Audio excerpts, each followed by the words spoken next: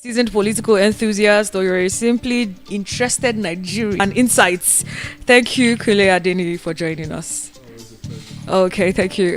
Let's get into it. It has been a very eventful week. Uh, I intend to take the stories as they started from Monday all the way to yesterday, right? So Monday greeted us with the 2023 election, and when the presidency was firing the European Union and saying it was preposterous and unconscionable, right? So the Bola Ahmed Tinubu-led administration rejected the European Union's conclusions on the 2023 general elections. We can recall that the European Union Election Observation Mission had criticized the handling of Nigeria's 2023 general elections. It said the Independent National Electoral Commission (INEC) failed to deliver on its promise of a transparent and inclusive democratic process.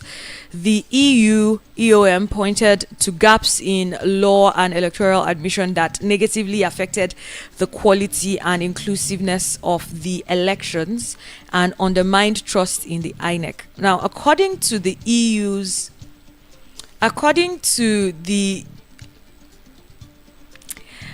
their final report, that's the EU's EOM report, public faith in INEC was severely dented during the presidential election and was not rebuilt in subsequent state-level elections. Reacting in a statement on Sunday, the special advisor to the president's special duties, communication and strategy, Dele Alake, described the report as preposterous. I like that word. He stated that the government is aware of the machinations of the European Union to sustain its unfounded bias and claims on the election outcomes. Now, this brought about a lot of backlash. Twitter was on fire. I remember a lot of people were, they were not having it. It's like, why would you come and say this thing the EU is saying is the same thing we've been saying, and you're the only people seeing it differently? Kule, how do you see this matter? Well, What are your thoughts? you know, you know, I don't want to ask you direct questions today. Let's just talk about these things. I want to be cautious, especially with reacting to this particular, because, like you said, I mean, you saw social media almost going up in flames. In fact, it's still going up in flames because the moment you just click on EU report, I mean, try to look at the breakdown, and the overview of what exactly transpired and how the electoral process itself was conducted. What you have right now, they were calling it so many very big terms used to describe It was even you yourself had issue. I had an issue. You struggled for it. Unconscionable.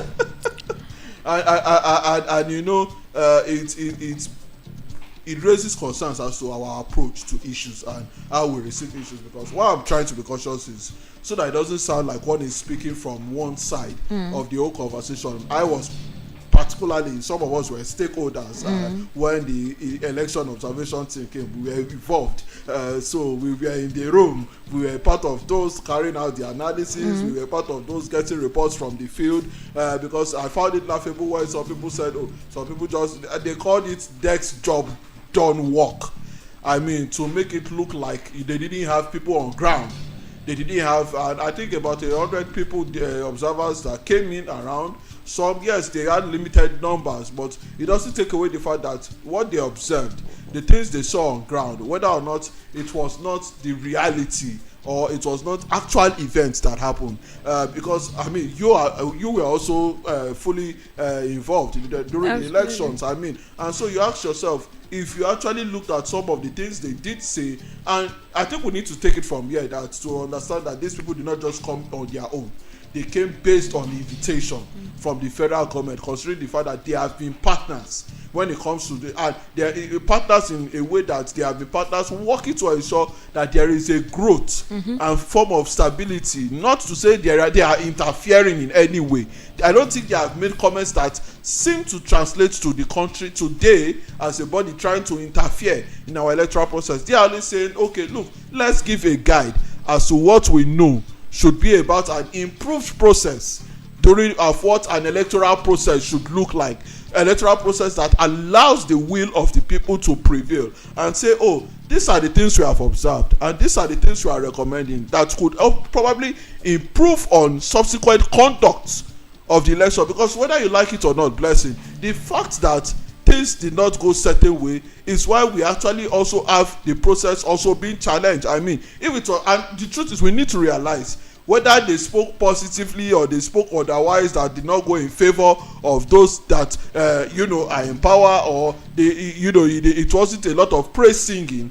They did give positives about the report. I'm talking about the fact that, don't forget, they are giving recommendations. Their recommendations did not just start today. Yeah. They are giving recommendations as far back as 2019, which also has led us to some of the significant changes that we did see that helped guide our conduct of the elections going into 2023. You talk about the electoral laws in place. The effectiveness of the electoral law that we have today, blessing, I can tell you, it's not the same electoral act that we saw in 2019.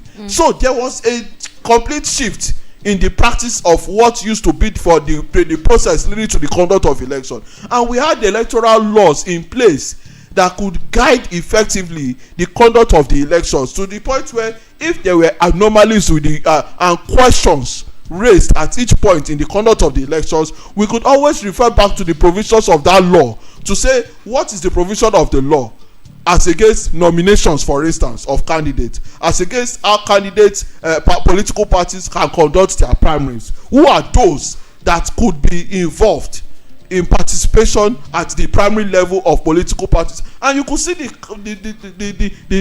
stability that it brought to our electoral process, where previously the laws were not as strong as we are then now, and you could see the different manipulations that came in as a result of not having the laws clearly stated. But whether you like it or not, the laws came in. Now, I will say that there were perfect laws or the laws were perfectly obeyed. That is also another conversation entirely. So whether you like it or not, there were recommendations that came from the past that helped bring about improvements in the electoral process. Even the use of technology. But that was part of the things that they did advocate for when they came for in 2019. And now what did that translate to? It translated to us having beavers.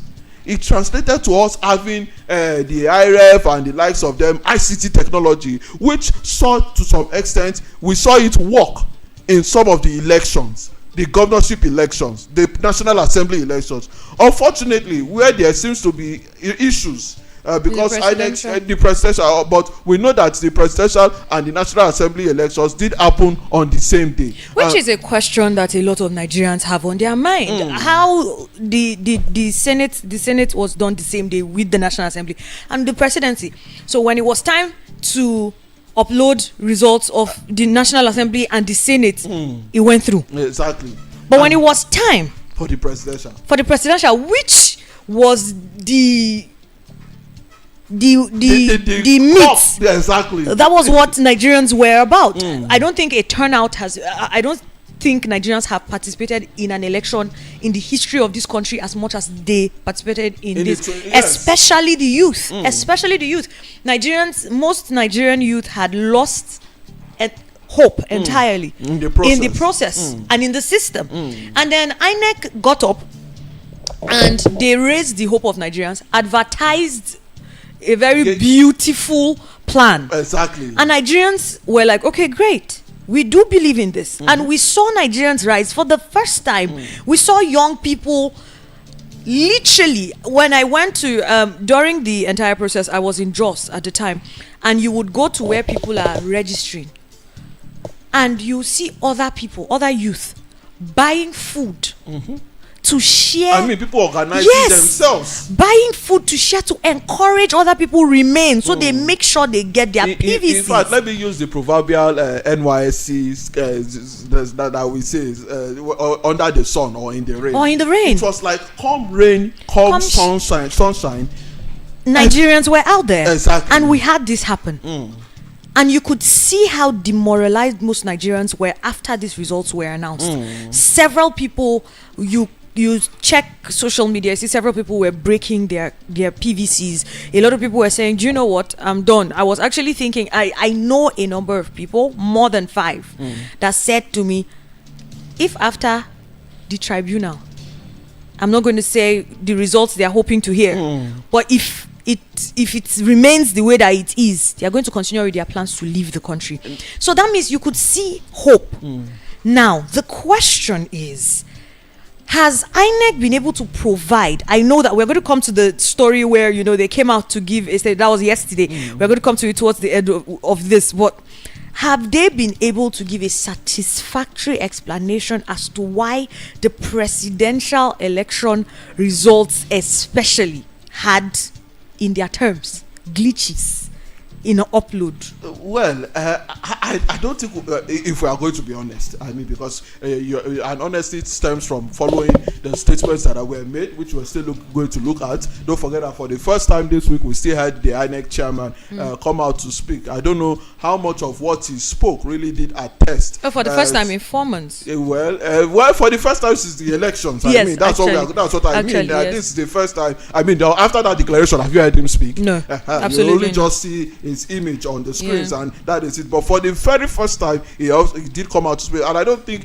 there is, even though we also often tread carefully, especially when we talk about matters in court and the likes, yes, because when people say, oh, they don't know if things doesn't go. Now you also need to understand that the same way there are people challenging, there is also the same way people can actually defend whatever it is the process, especially if it has also favored them. There are different sides of the argument. There are reasons why some people could have also lost election beyond the elections, not because when you look at it, don't forget that I think if we are going to say it, yes, while a lot of people expected a certain level of transparency, which was part of what that report talked about, that they were expecting, there was a level of transparency that they expected to have seen. In fact, what some of us have even often said since the incident at the ICC, where you saw party agents even speaking and working out, was that even as much as we know, because before the elections, I remember when we talked about whether INEC should, and part of the recommendations was the ambiguities with the law and some statements in the law as well that need to be clarified upon. You remember there was conversation as to whether it must be may, or it should be shall, or it should be should, because they said INEC had the power of discretion to be, before there was a clarity that there was adjustment to that law. We know that it used to be on the discretion of INEC to be able to determine whether they can upload, transmit, and the likes of them. How much of that discretion we did see on the part of INEC is a different conversation that must also be had. But then a lot of people have felt that, okay, we knew there were concerns, because I remember even when the law was being passed, even the process of the law itself being passed, we heard some people say, oh, the NCC must be able to tell us that the results can be electronically transmitted to full capacity. And so we as humans, of course, we know that there are challenges with technology, and this is me trying to make sense of it all, that there are challenges of technology. So is it that the heavy workload on the servers that day, especially when you talk about National Assembly elections happening across different constituencies, also prevented? Because don't forget that there were also delays in the process also taking place. You remember some people raised questions as to why elections were they took place late in some places, like even the FCT, and elections did not had already started. In fact, some people have concluded elections in other parts. I can tell you for the first time, because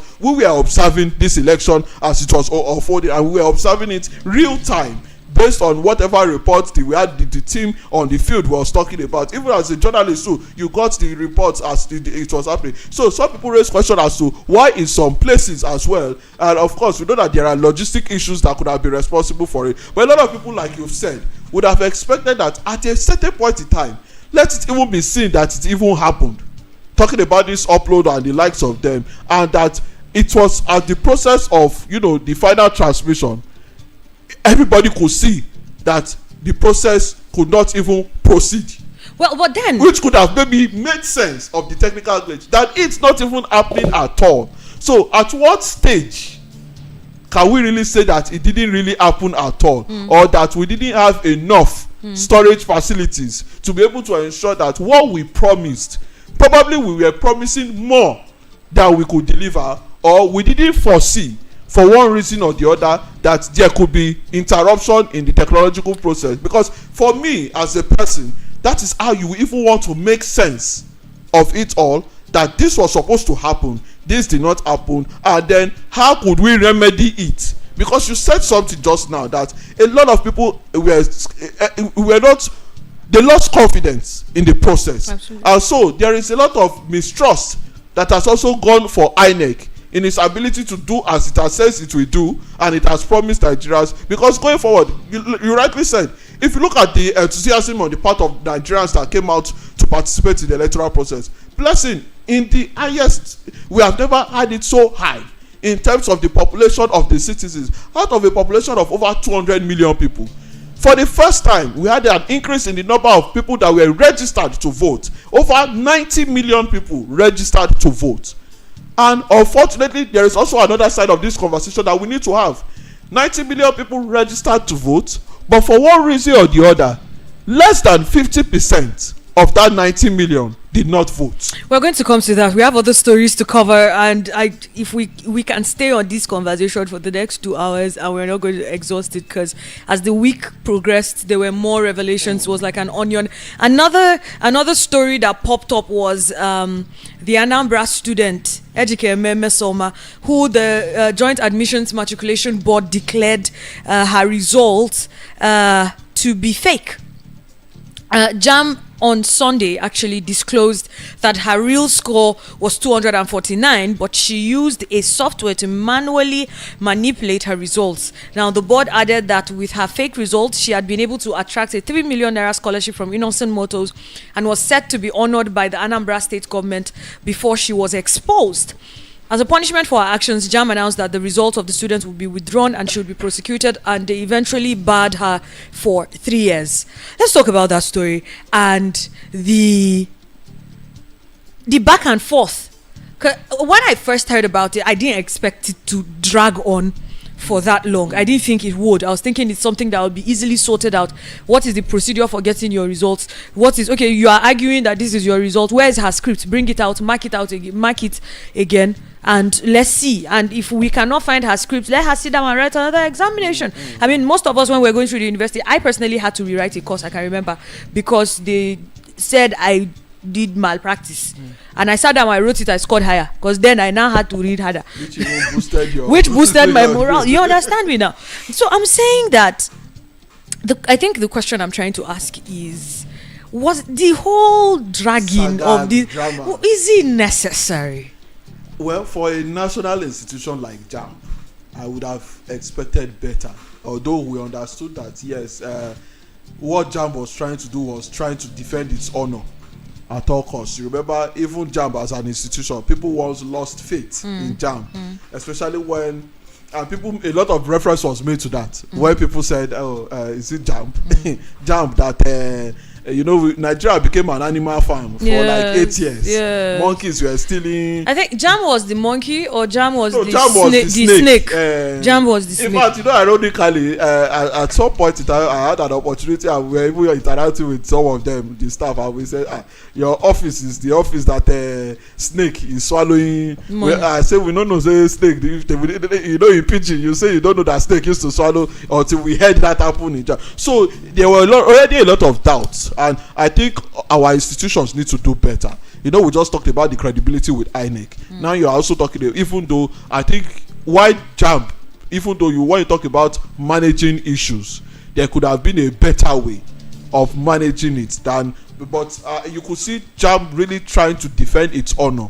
And eventually they did do a good job in doing that, even though the trauma that you have also created in that process, it's also one, especially when you look at a little child. Even though they say train a child the way you should go, and of course you expect that the child, she was taken to DSS. I mean that for a child, although, but you must also not justify, because initially when the story broke out, I was like, okay, what really went wrong?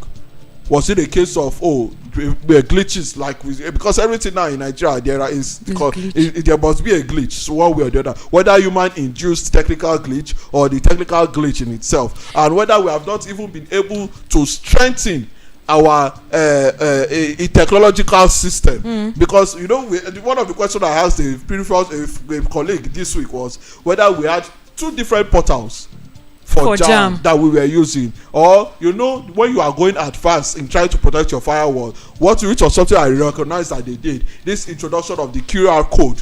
I mean, there is nothing more, the barcode, exactly, there is nothing as strong as having that also to facilitate. But people that checked online, which was why a lot of people were almost either on the support of the girl and the like. People that went online were saying that, look, while we checked the scan code, this was what it was giving to us. So, but I think it's good that JAMB actually was able to eventually come out to say, we actually have changed our system, the way our system operates. Most of the things that were imputed and the format at which the result came out couldn't have emerged from us, because the slip, the error, the information, they could easily identify. But I think it shouldn't have gotten as ugly as it got, to the point where you had the girl coming to speak up in the midst of the confusion. You had the father also coming out to speak and say that, look, he also had a similar experience where something happened to him in the past and it killed his dream. And you ask yourself whether you are not killing the dream of the child looking at it. And the truth is, now there are different sides. Did she voluntarily do what she did?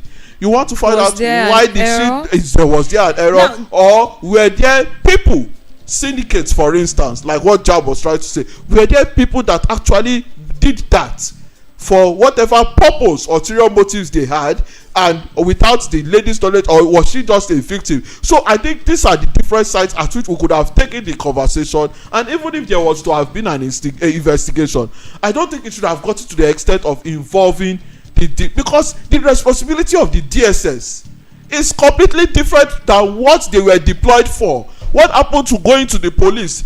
I mean, I would have said that the DSS as an institution, because we know them for intelligence gatherings, we know them for much more serious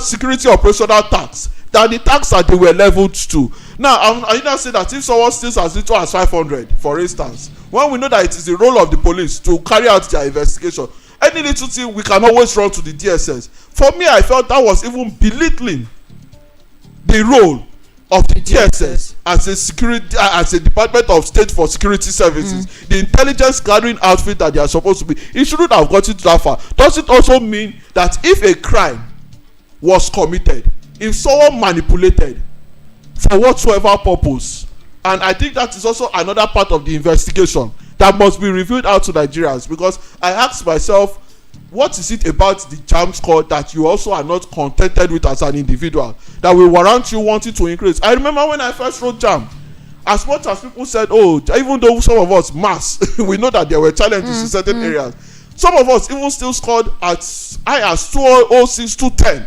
at the first sitting.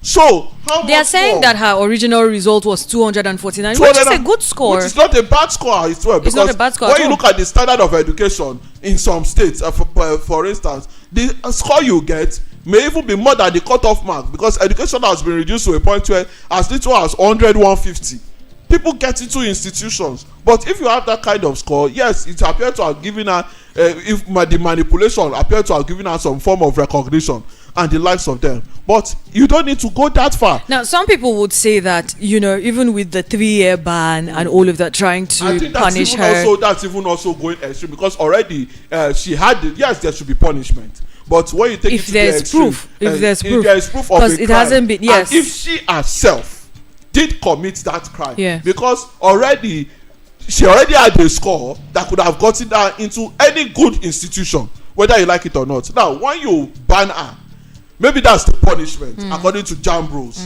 and that's why it was being enforced. But when you ban her, you say 3 years. Have you thought of the consequence of her having to face that action? And then will she even be encouraged after 3 years? I think I'm a little bothered about the effect, the if at all she did it, say she did it, we can't say that allegedly now she has, right? And you're saying 3 years is the punishment. Would it actually serve a purpose, considering we have people like Bitcoin Chief who have come out to say, oh, I don't even care about that. People are already sponsoring now. Any in US, UK, or in Canada, pick any university all the way to your masters, we're going to sponsor you. We're going to, and that's just one person. There are many other people that are willing to sponsor her out of the country. Now, how do you think the JAMB should have handled this situation as opposed to how they handled it? What we had, right, was a case of media trial, which was not necessary at all. They could have done their investigations internally, and the fact that she was dragged in the manner was why Nigerians could sympathize in the way and the manner. Even though, like some of us will say, if you are guilty of a crime, and like you rightly said, it is alleged, so your investigations must reveal. Because luckily for us, we also saw an attempt at an intervention by one of the former ministers, talking about Osita Chidoka, who runs the CBT center that result was printed from, and came out to say that, look, there was indeed the results were being altered. Now, for the purpose is what we need to get clear, and if there must be disciplinary action, it must be taken. But unfortunately, the media trial that came, rather than getting the society to chastise her, which is probably what the JAMB was after, well, unfortunately you got sympathy, and the kind of education that she even thought she would have gotten back home here in Nigeria, she will not be getting that education. Rather, people are ready to go the extra mile, and failing to understand that, okay, there must also be she must be made to understand that there are also consequences for certain action. But then again, she may not be the guilty party. Now, we've seen this happen in Nigeria before. Remember the Happy Boys, when the pastor, they did something wrong, they broke office laws, and it was put on social media, they were fired. And then they were rewarded. And now we've seen how that has ended. They have disrespected the person that sponsored them. They came, so the point is, even willing to bring them, even though he doesn't have the funds, he's willing to bring them back to Nigeria. They refuse to come back. They are living a lifestyle that does not represent the kind of sponsorship that they got, because they were sponsored by a church, and we see them dancing in clubs and using drugs. To go and further their education. Absolutely. And you know, when things like this happen, you are expecting these people to become how do I explain it now? You're expecting them to become role models in the It's like, okay, you were saved through a church or a religious body. They're expecting you to get your life in shape and save other people. And we've seen that backfire. Exactly. So you don't want to run the risk of this same incident happening, even though a lot of people said, well, there is the innocent side, but blessing, the reason why we are even at this point where we are talking about the chance of a repeat of that happening is because we did not manage it as diplomatically, as responsibly, and with a sense of, belonging, that, oh, this is a child.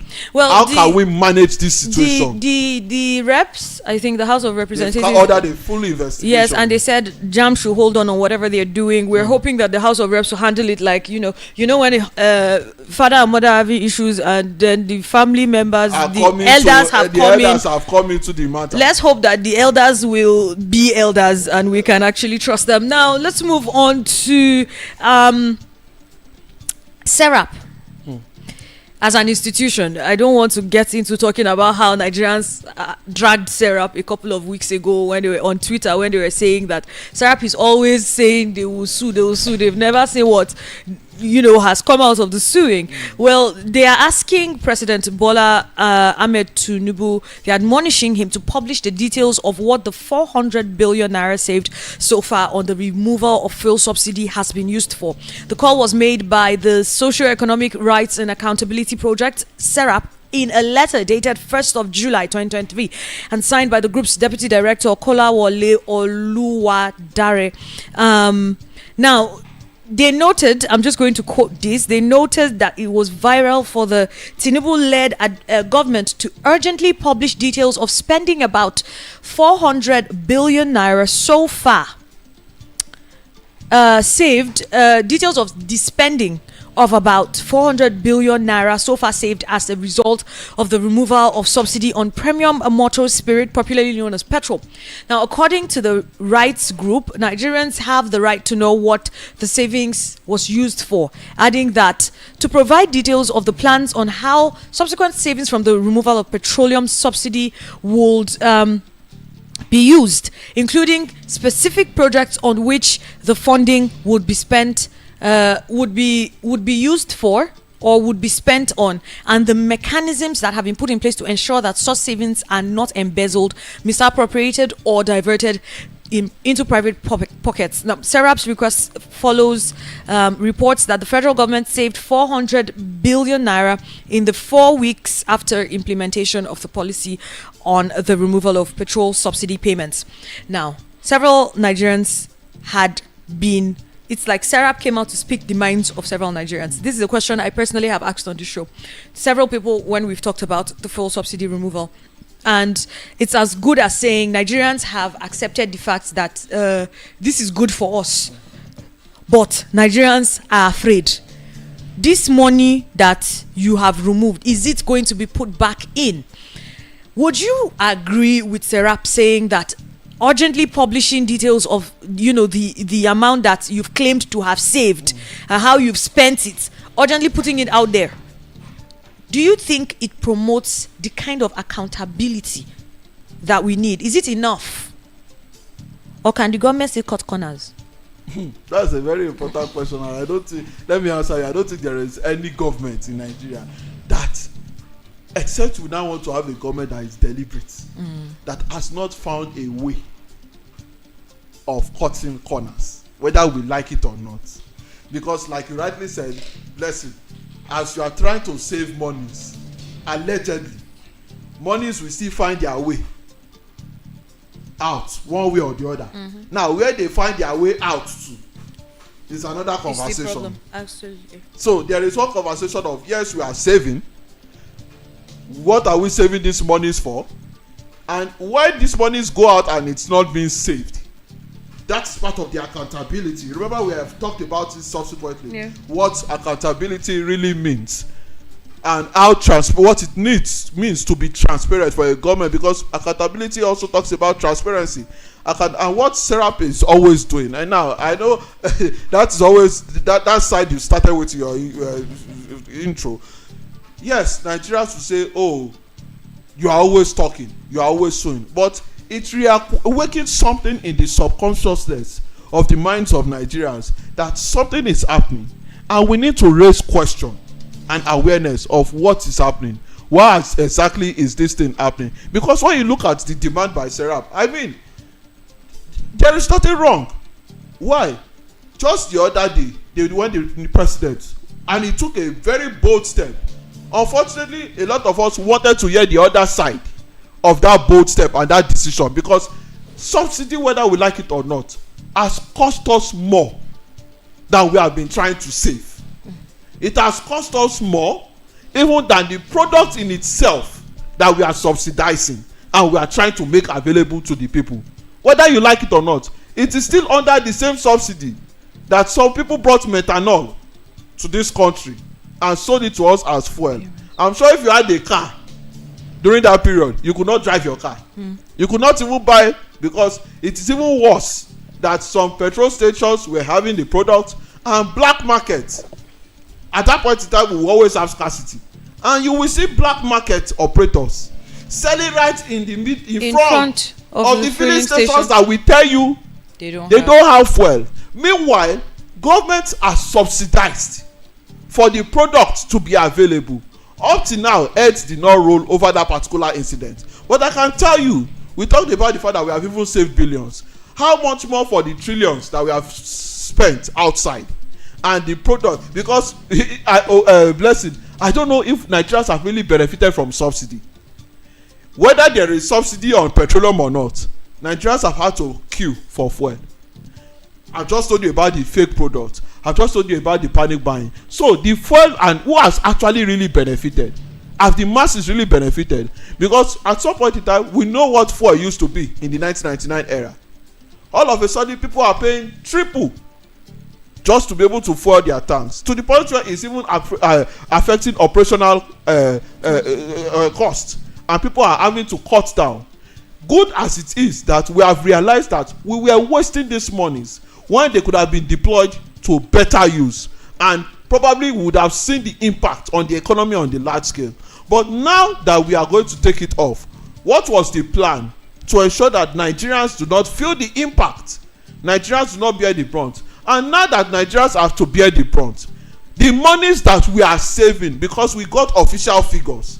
Before, in the past, we didn't even know how much of the petroleum product we were consuming as a nation. But now that we have taken that issue of subsidy away, we know that aside from the trillions that we used to spend outside, at the end of a particular month, we have been able to save 400 billion. Whether it's correct to say 400 billion naira, yes, is now the other side. Now, this 400 billion naira that we say we are no longer wasting outside, can we now ask the authorities, if we are really saving these monies, what is it being used for now? And how is it catering to the needs of the people that you have said, it is only for a while, bear with us, you will begin to feel the impact. I said it the other time, are we using it on its infrastructure? And when you talk about infrastructure, for instance, where Nigerians are feeling the body is on the transport system. Unfortunately, we don't have interrail services in places like Abuja. In Lagos, we have the red and the blue line. So if you are going to say, how do we mitigate the effect? If you say people should drop their vehicles, because that is what everybody is forced to do right now. People do not want to use their vehicles to go to work, because if your salary is 60,000 and you are going to carry your car, I can guarantee that all your salary will be spent on that vehicle. Now, no, on just fueling the vehicle. Yes, is it not on the vehicle? Just fueling, because you still have to maintain the vehicle. Okay. On just fueling, so it's not even the entire. And that is if you are only commuting from your house to your office. And you have to move to other places. Absolutely. So now imagine that entire salary.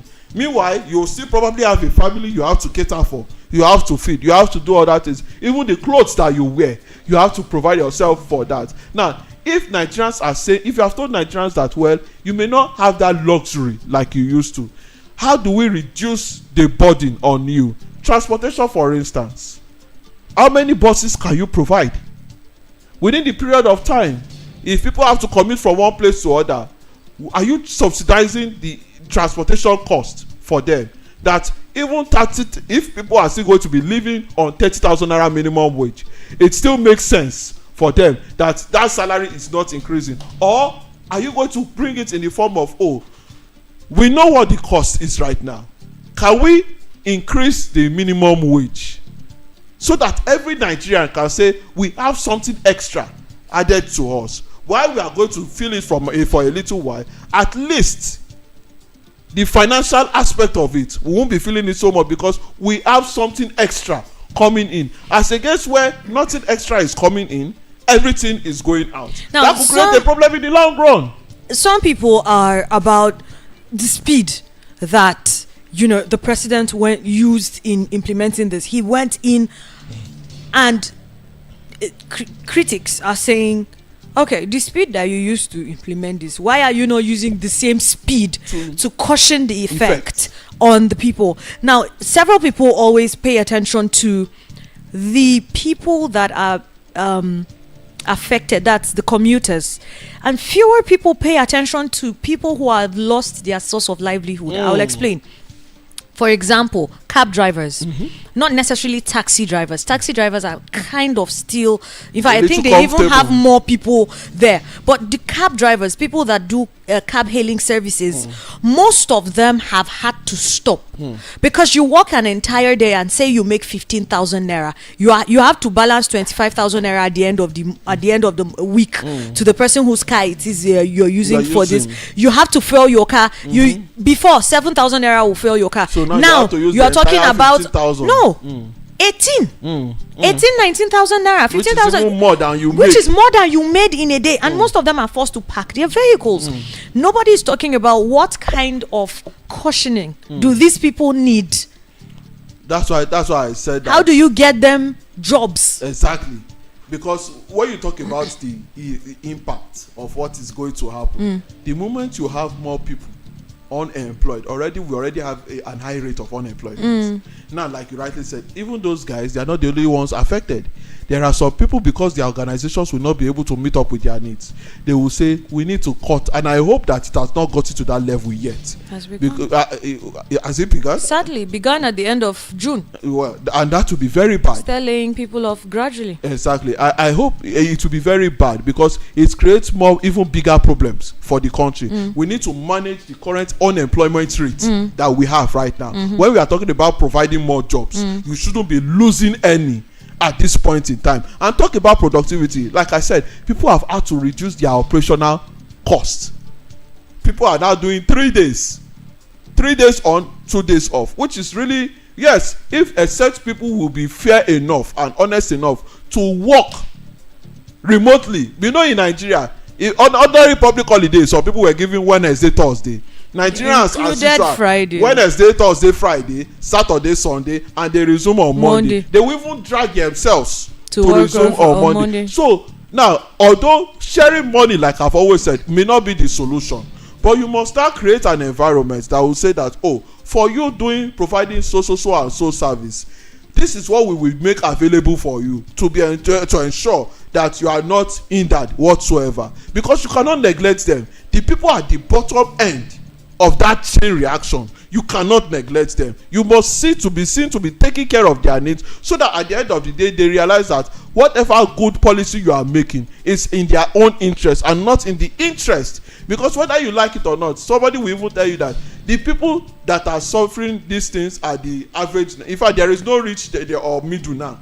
It's like they said, let the poor breed. So you are either rich or you are poor in today's Nigeria. So you don't want a situation where, even for those that feel they live in glass houses, for those that feel that they are the government workers, they can still afford to afford their tax. You do not want to expose them to the danger of having people at the bottom line not having anything to do, because yes, you have taken something away from them, you have increased the cost of living, and you are not doing anything to ensure that you cushion, or you're not seen doing anything.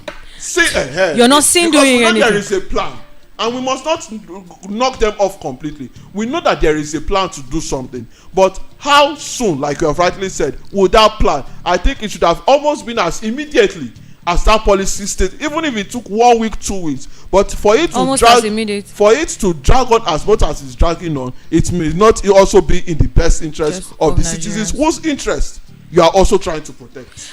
Okay, now next story we are looking at Asari Dokubo. I tried to avoid him this week again, but we cannot avoid him now, can we? A Niger Delta militant group has been given a condition to expose the military officers who are allegedly behind oil bunkering services. The group, identified as the Supreme Egbesu Freedom Fighters of Niger Delta, said it is ready to expose the names of all military officers involved in if the federal government gives assurance that they will be investigated and prosecuted. The self-styled General Commanding Officer of the Supreme Egbesu Freedom Fighters of Niger Delta, Agadaba, I always struggle with that name, I don't know why, Agadaba 1, aka Riverdon, made this known in a statement yesterday, that was on Tuesday, after a meeting of militants in Benue State. He said, we know those involved and we can mention their names if the federal government can carry out without bias thorough investigations on them. The federal government has to probe how the military officers got their postings to the oil region, property, bank accounts and luxurious lifestyle. The group stated that the allegation by a former militant leader, Sari Dokubo, that the military is behind oil theft in Niger Delta region is the absolute truth, though not all military men are involved in the illegal business. I saw the story and I had mixed feelings. I had the feeling of, well, this looks too good to be true.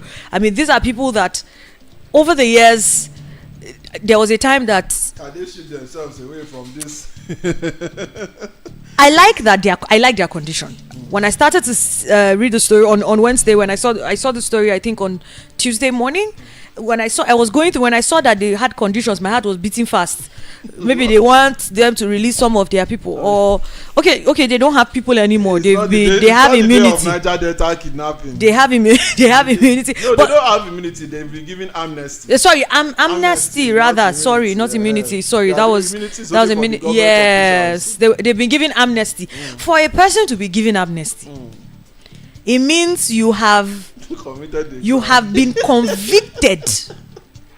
In this case of violent crimes against humanity. I know what are you trying to say. Are you not saying pot calling kettle? No, I'm saying, can we trust the intention? It sounds beautiful on the outside, I must say. It sounds very patriotic. You're coming out to say, if you let these people, if we name these people for you, you're going to follow through with it. It sounds like holding the leadership accountable. It sounds patriotic. But because we know these people, can we trust the intention behind it? Well, so in every negative, there must always be a positive, right? And we will not want to attack them so much. But of course, like you said, you need to look at the intention and where they are coming from. Because whether you like it or not, don't forget they also have an interest to protect the Niger Delta. They are of the Niger Delta group, and so they also have that interest to protect. Considering that they have also been casualties, they have also been victims of what this illegal oil bunkering has been doing to their communities. Absolutely. Resources that have been lost, revenue that has been lost, destruction that it has had on the lives and the properties of the people of the region. But of course, blessing, the other side of the conversation that you have brought up, because you ask yourself, why must you give conditions? If you know the individuals, and don't forget that they are not the first group of people, even though I also like where you directed this conversation to, when you ask yourself how much relevance we should be giving, because when you look at Anasari Dokubo, for instance, you ask yourself, we need a scope of things as the Nigerian constitution of the people that we recognize that have constitutional rules. You ask yourself, what role does he play within our constitutional setup that gives him that kind of relevance? Or are we not giving relevance to non-state actors? We have state actors and non-state actors. Is this just another case of giving relevance to non-state actors who are making demands of government, and how much influence should they have in government? Because you ask yourself, why should we give him the kind of attention that he is getting? Okay. And he seems to be getting a lot of that attention. But just rounding it up, no matter whatever the inclination is, we know that there could be a struggle, just like you gave a Tompolo and you said secure. Maybe that is what they're driving at. But when you have people that are causing harm to our resources, if you know their identities, even former Governor Wike of Rivers State, he said it. He first of all made the allegation, and you are also giving reference and claim to most of these things that we already know. Give us the identities of the individuals. Let the relevant authorities go after them, because if these people are doing more damage to you, there is no reason why you are shielding them. Go after them, prosecute them, and make them face the wrath of the law. It's as simple as that. Okay, well, I'm just going to take a quick breather here, pay some bills, and we'll be right back. Stay with us. The conversation continues on World Rounds Roundoff Friday edition. Quench your pizza taste. The secret is in our sauce.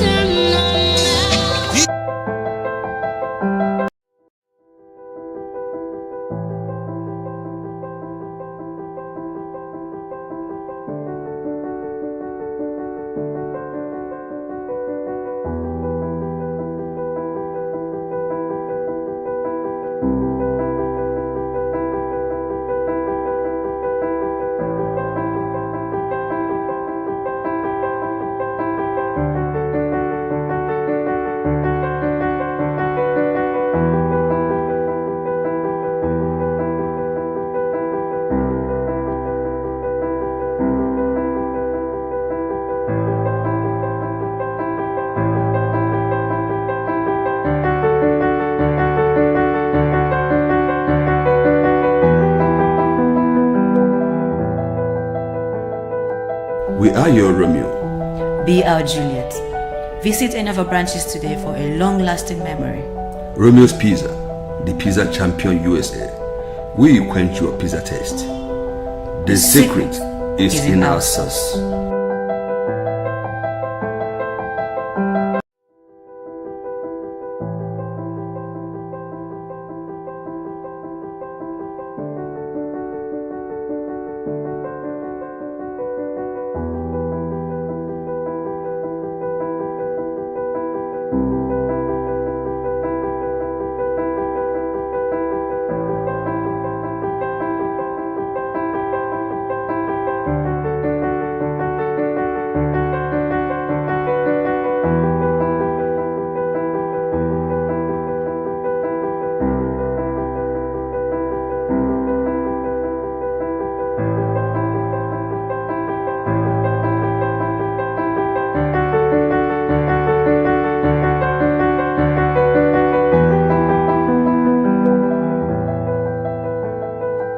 We are your Romeo. Be our Juliet.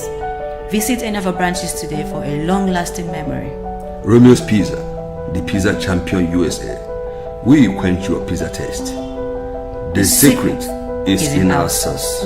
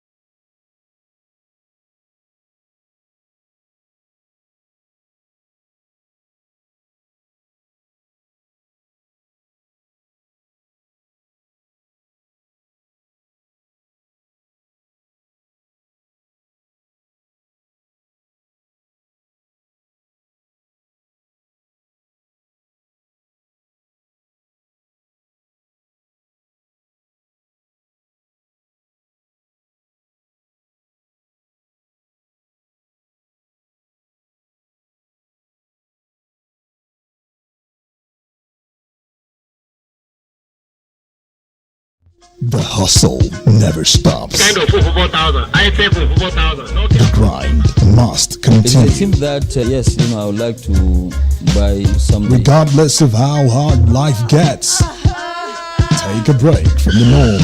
Let's face life issues head on. From alcoholism to obesity, entertainment and lifestyle. Plastic surgery does still go wrong. Everything that matters on Matters. Mondays to Fridays, 12 to 3 p.m. on Voice of the People, Abuja. Because your voice matters.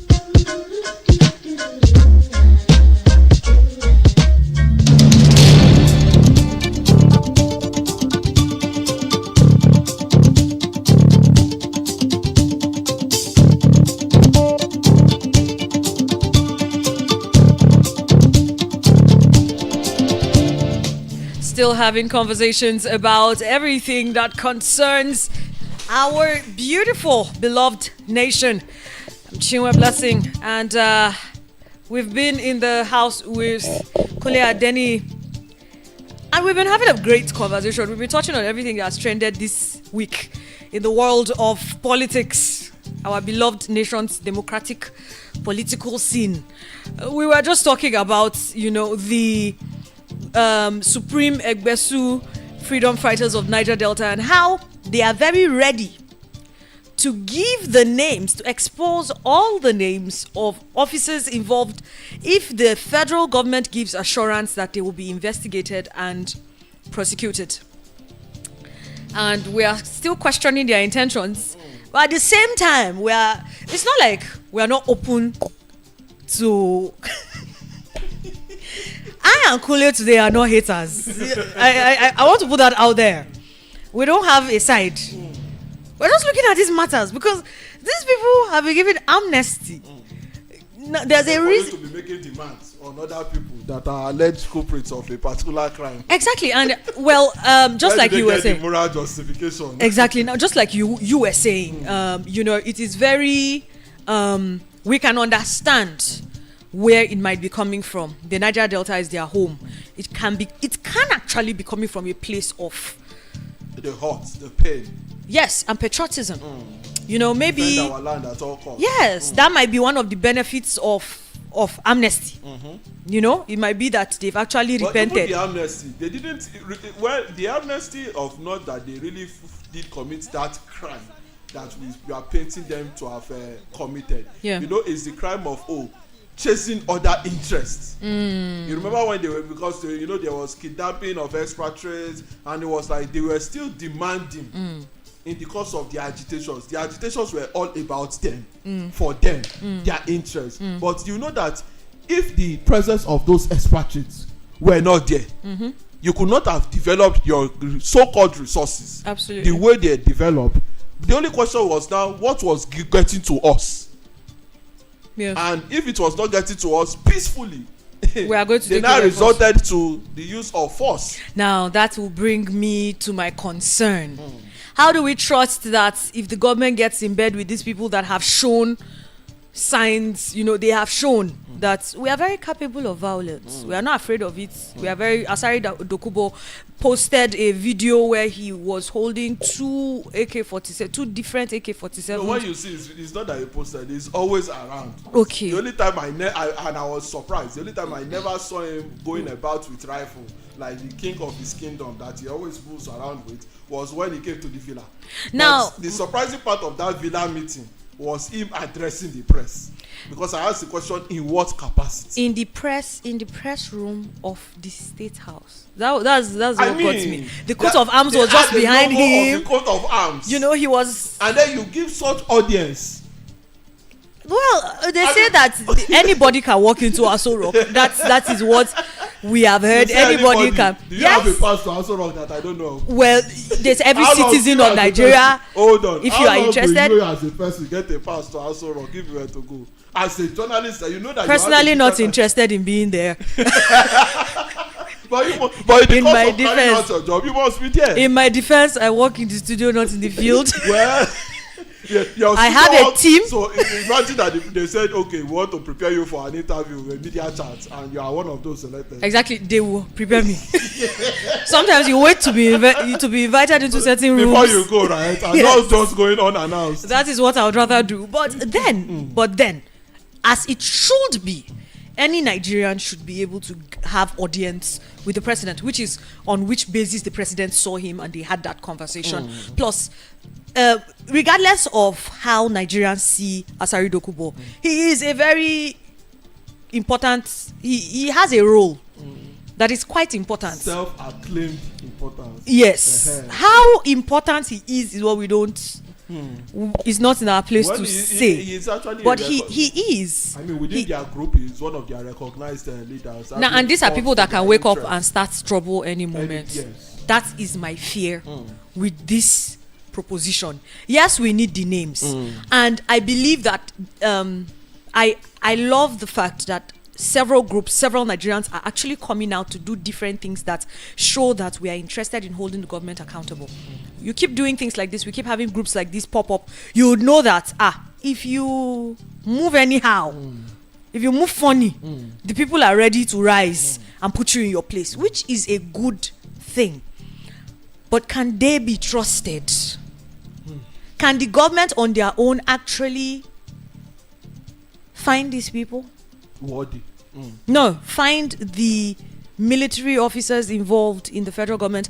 I mean, there's a lot of probing that needs to be done. Yes. There's a lot of investigation that even the Asari himself needs to be invested on. A Nigerian should not be holding any weapon that is not a shotgun, a double-barrel shotgun, a single barrel. No. You even give credit to them even having access to the weapon, as long as you are not authorized to bear, because Nigeria does not operate like the United States. Absolutely. Where a 10-year-old can walk into a store and you will get a gun, thinking whether it is real or it is a toy gun. Absolutely. As long as you have access to be able to get it. Nigeria is not that kind of state. So when you have certain elements having those kind of weapons, you ask yourself, why, for what purpose? You are not the security agency, you are not the police, you are not the DSS. He's not even being discreet about it. Exactly. And it's in the open. Since after those videos came out, we've not heard that he's been invited for questioning, he's been arrested. He should be arrested. The irony of it is, this is still happening even when there was a pronouncement by a previous authority, a previous government, who says anybody that you see carrying illegal firearms, you shoot on sight. And there are some people that you are even digressing when you were reducing the situation when you were saying, AK-47. These people even carry assault rifles in broad daylight when they are moving around. But I don't want to go. Let's not digress too much. Let's look at the intent of the conversation that you have raised, right now. The purpose for this raising all of these questions. The truth is, whether you like it or not, it's only, we always talk about community policing, securing your interest and the likes of them, which is what the previous authorities tried to do when they negotiated with Tompolo and gave him that security contract. Although I believe that is where this recent comment and the visibility that we are getting from Dokubo is that if you had recognized these people before, then now is our own time to get recognition. Like you have rightly said, it also has its own consequences when you are giving non-state actors responsibilities that naturally should be the responsibility of the security agencies. But it is also the case of using the approach of who better to protect these communities than the people that live in these communities and understand the communities. Doesn't that mean that they should be judge and jury in their own I was just about to ask, can they be checked? Exactly. Are these people that can be checked? Mechanisms to check them and checkmate them to ensure that they don't take loss into their hands. And like one of those mechanisms is, you said you have names, you said you know the identity. Help government unravel this identity. I don't think if you are doing something born out of patriotism, you shouldn't be even demanding from government. Do it and let it be seen that out of your interest, if you don't have any ulterior motives, that you are telling the government, these are the people responsible for the damage, for stealing our resources, depriving us of the benefit of those resources, shortening our ration. And then we hope that as we are giving you these people, you carry out your investigation. The military, if there are people within the military, the head of the military must carry out investigation on its personnel And if its personnel are found guilty, and they are not just, let's not just limit it to a conversation of the military, any security apparatus where you have your members illegally involved in these activities, you must investigate. If they are found wanting, they all have their internal disciplinary mechanisms of melting out punishment on these people. And so it is expected that you punish them, so that this issue of collaborative effort of communities, the communities will even be encouraged to do more to protect them, rather than, because the danger of the other side of the question you have talked about, Blessing, is that if you now pay attention to them, or you don't listen to their demands, they now begin to take laws into their own hands and say, oh, we know you are guilty of this. And that is also not healthy for the society that we are operating with. And that's why we had a lot of unfortunate incidents of jungle justice. You do not want the communities to take laws into their own hands, where government failed to take action because they said, we have found these people culpable and you did not do anything about it, even when we presented their names and their identities to you. Let's move on to the next story, which is in the East. That's the last one we're going to be looking at. I see you looking at your time. This is the last one we're going to be looking at today. Now let's look at the Southeast. Federal government making Nnamdi Kanu popular. He can contest election in any Southeast state. A security expert, Colonel Hassa Stan Labo, retired, has submitted that the federal government of Nigeria is making the detained leader of the indigenous people of Biafra, IPOB, Nnamdi Kanu, more popular by continually keeping him in detention despite court orders. Stan Labo said a major way to douse the tension in the Southeast is to release the Biafra agitator in compliance with court orders, while stating that some of the actions and pronouncements of Kanu might have been offensive to the Nigerian state. The retired military officer noted that keeping him behind bars is making him a hero in the Southeast and giving him more relevance amongst his followers. Colonel Stan Labo therefore appealed to President Bola Tinubu to release the detained IPOB leader from solitary confinement at the Abuja headquarters of the Department of State Services, where he has been since June 2021 following his extraordinary rendition from Kenya.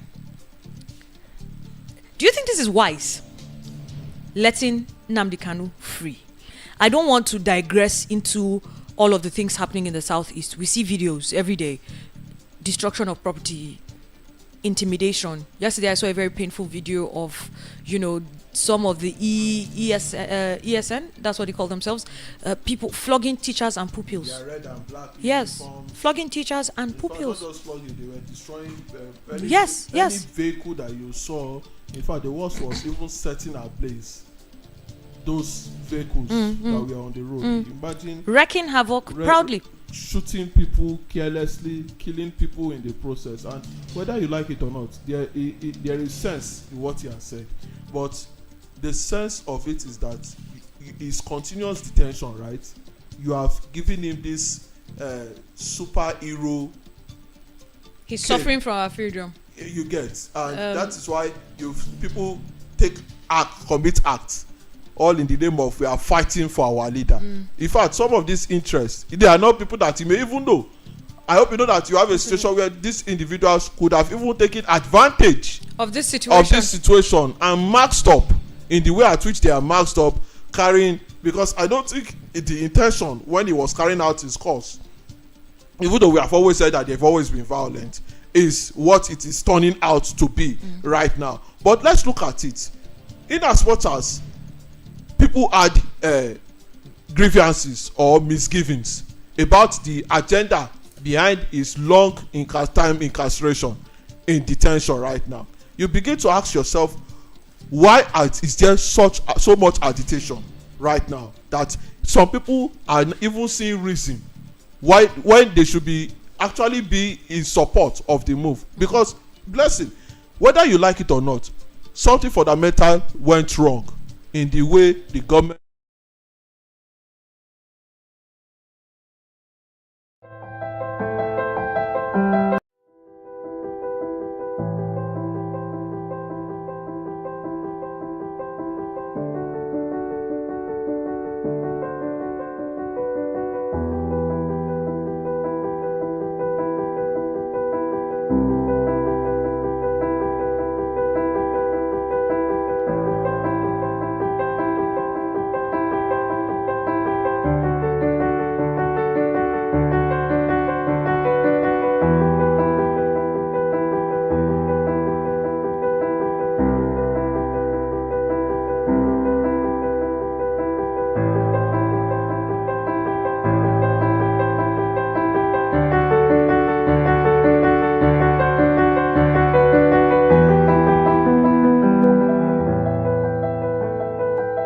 We are your Romeo. Be our Juliet. Visit any of our branches today for a long-lasting memory. Romeo's Pizza, the pizza champion USA. We quench your pizza taste. The secret is in our sauce. Problem that has gone out of hand for those constituted authorities. Now, you said it's gotten out of hand for, especially not just for the constituted authorities. The thing is, you made mention in your submission about people taking advantage of the situation, because the IPOB have actually come out to refute the claim that it declared a 1 week sit at home exercise across the Southeast. Rumors of a week-long sit at home starting from the 3rd of July to the 10th of July was circulating on the social media and across the region. The audio message, which had been circulating for a few days, the promoters claimed the exercise was tagged Free Nnamdi Kanu, is a move geared towards forcing the federal government to release IPOB leader Nnamdi Kanu, who has been in custody of the DSS. Most of the time when I see these stories, I always ask, how does doing this to your own people, get your leader? But I don't want to get into that. I mean, does it help his cause, or does it make it worse? Make it worse, because unfortunately, at the point where it would have been seen, right, that government was doing the needful was when they were taking court proceedings and court action, right? That was the best way. If you have a case against an individual, right, let the process of the law take its course. But when at some point the court started making certain pronouncements, bail and the likes of them, and you disregarded, then you overpowered those at the back.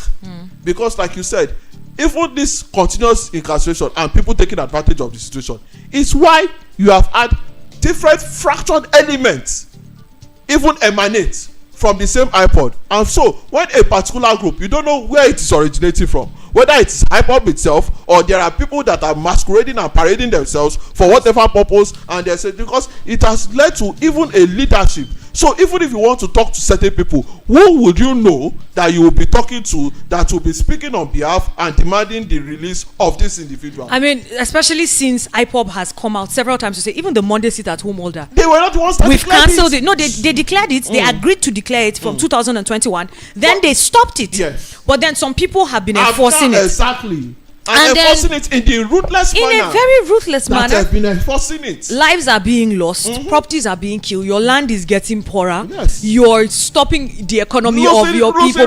You're losing revenue.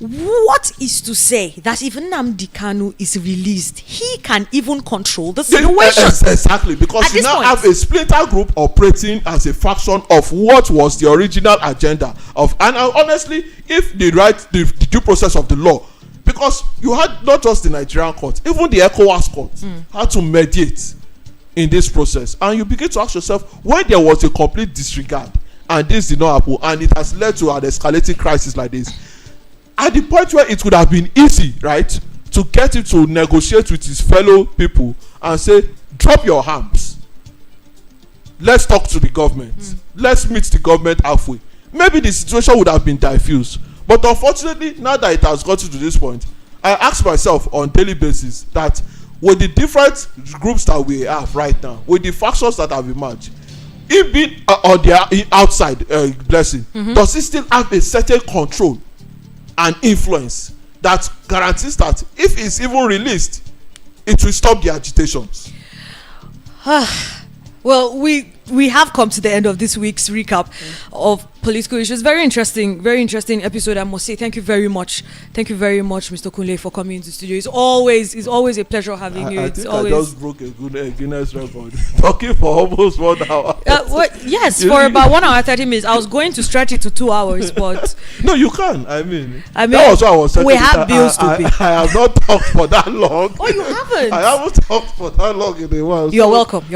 I'm showing you that you can push your bounds. Just that we didn't write approval to Guinness record first, so that we can try it. Because that book, Nigerians will tear it. They've already turned it. You did not see that silent message that they did not write dear Nigerians. They just wrote before you want to break a record, apply. But we know that Is dear that Nigerians. sentence should have initially read, Dear but so that the Nigerians do not attack them. And you know, Nigerians, if any small thing, the moment they see that you are firing, Oh, we are great people. oh, we are, you said we are content We are creators. natural ones.